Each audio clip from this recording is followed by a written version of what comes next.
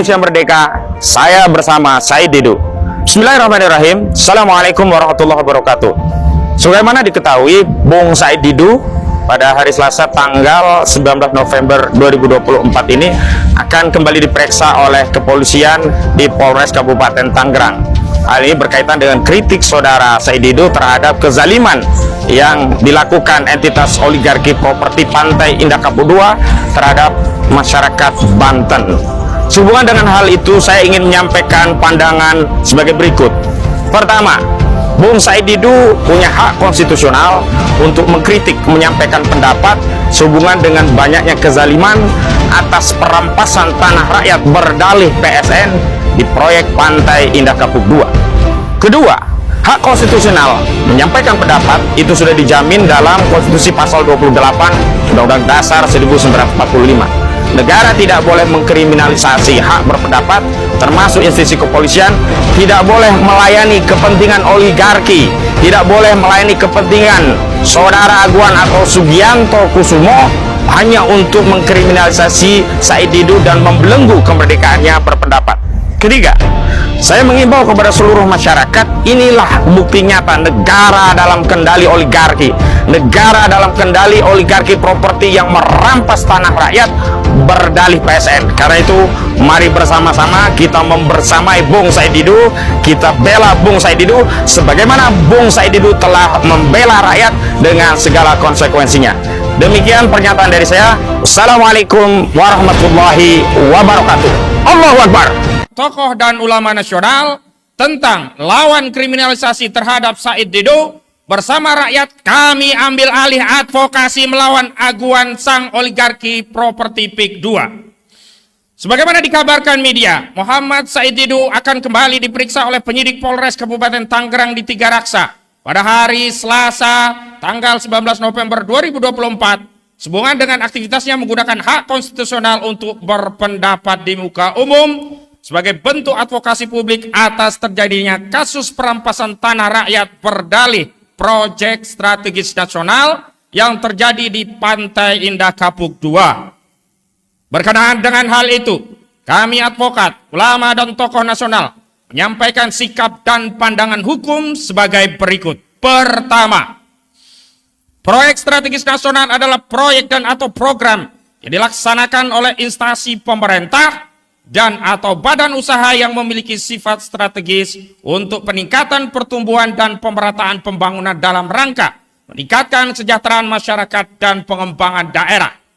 Pantai Indah Kapuk II tidak memenuhi kualifikasi sebagai proyek strategis nasional karena tidak bertujuan untuk meningkatkan pertumbuhan dan pemerataan pembangunan dalam rangka meningkatkan kesejahteraan masyarakat dan pembangunan daerah.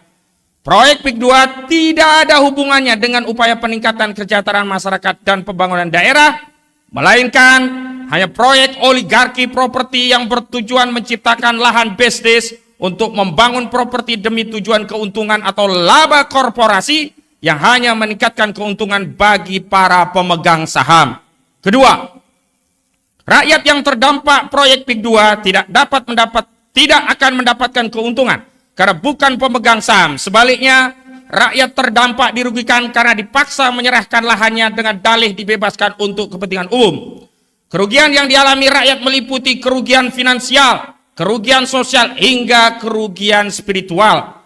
Kerugian spiritual berupa hilangnya syiar dakwah Islam, hilangnya aktivitas ibadah umat Islam, hilangnya syiar maulid, ratiban, pengajian, hingga sholat berjamaah karena lokasi terdampak akan digusur dan dijadikan kawasan perumahan elit yang berdampak pada hilangnya masjid, musola, hilangnya perkampungan dan komunitas masyarakat Banten yang coraknya Islami, yang mana nilai kerugiannya tidak bisa dikompensasi dengan nominal uang berapapun jumlahnya atau dengan kompensasi berapapun dan dalam bentuk apapun, apalagi hanya dengan rencana aguan membangun satu masjid. Ketiga, praktik pembebasan lahan PIK II yang menggunakan metode pengadaan lahan untuk kepentingan umum hanya diganti rugi dan dititipkan secara konsinyasi di pengadilan bagi yang menolak, bertentangan dengan Undang-Undang Nomor 2 Tahun 2012 tentang pengadaan tanah untuk kepentingan umum junto Undang-Undang Nomor 6 Tahun 2023 tentang Cipta Kerja. Dalam ketentuan pasal 1 ayat 6 Undang-Undang Nomor 2 Tahun 2012 tentang pengadaan tanah untuk kepentingan umum, ditegaskan bahwa kepentingan umum adalah kepentingan bangsa, negara, dan masyarakat yang harus diwujudkan oleh pemerintah dan digunakan sebesar-besarnya untuk kemakmuran rakyat. Sementara itu, proyek PIK 2 bukanlah proyek untuk kepentingan umum. Karena bukan untuk kepentingan bangsa, negara, dan masyarakat yang harus diwujudkan oleh pemerintah dan digunakan sebesar-besarnya untuk kemakmuran rakyat, melainkan hanya untuk kepentingan korporasi properti, untuk tujuan sebesar-besarnya kemakmuran dan kekayaan oligarki properti, aguan, dan konco-konconya. Alhasil, proyek PIK 2 tidak boleh dilabeli PSN. Lalu cara membebaskan lahannya menggunakan ketentuan Undang-Undang Nomor 2 Tahun 2012 tentang pengadaan tanah untuk kepentingan umum, yang langsung mengambil tanah rakyat tanpa negosiasi dengan dalih untuk kepentingan umum. PIK 2 murni proyek swasta, tidak ada kaitannya dengan kepentingan negara, sehingga status PSN yang diberikan negara harus dicabut karena bertentangan dengan undang-undang. Ketiga, kerugian yang dialami negara berupa munculnya entitas negara dalam negara, berupa kawasan perumahan eksklusif, dan berkurangnya potensi pendapatan negara dari sektor PPH dan BPHTB dalam peralihan hak atas tanah karena dampak status PSN proyek PIK 2 adalah salah satu pelanggaran hukum yang terkategori korupsi dengan menyalahgunakan wewenang atau melakukan perbuatan melawan hukum yang menguntungkan diri sendiri, orang lain, atau korporasi yang dapat menimbulkan kerugian keuangan negara, sehingga wajib diproses secara hukum oleh institusi berwenang dengan ketentuan-ketentuan dan atau pasal 2 atau pasal 3 Undang-Undang Nomor 31 Tahun 1999 junto Undang-Undang Nomor 20 Tahun 2001 tentang tindak pidana korupsi.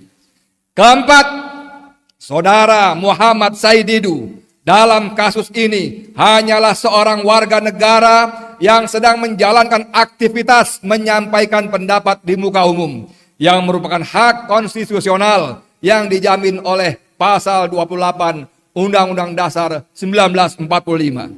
Kelima, Saudara Muhammad Said Didu dalam perspektif akidah Islam sedang menjalankan ibadah sesuai keyakinan agama Islam berupa aktivitas ibadah dalam bentuk dakwah amar ma'ruf nahi mungkar yang juga merupakan hak konstitusional yang diatur dalam pasal 29 Undang-Undang Dasar 1945.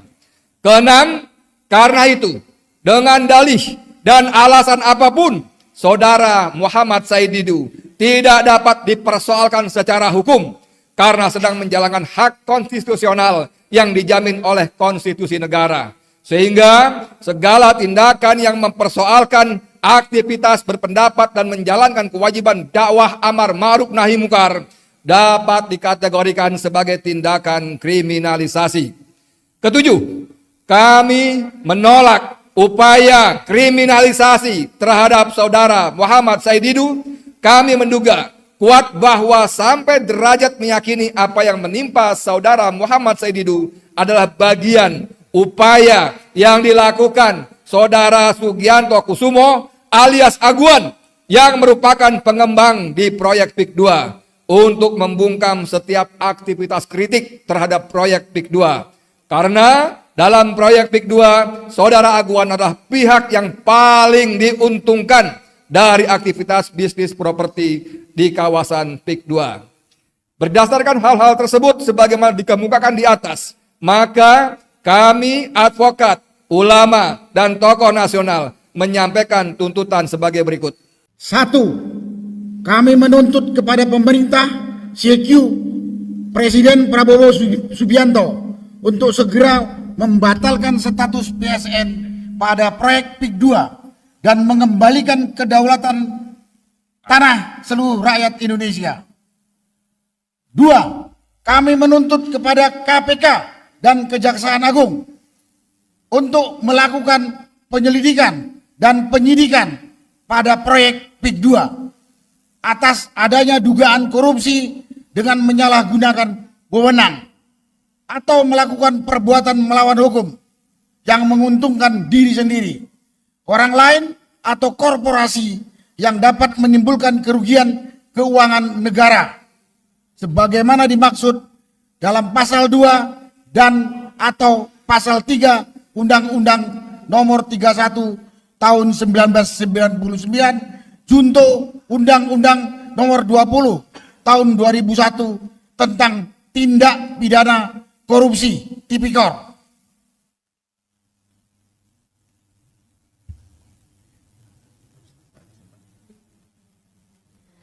Tiga, kami menuntut agar Kepala Kepolisian Negara Republik Indonesia, CQ Polres Kabupaten Tangerang, untuk segera mengakhiri kriminalisasi terhadap saudara Muhammad Said Didu. Takbir.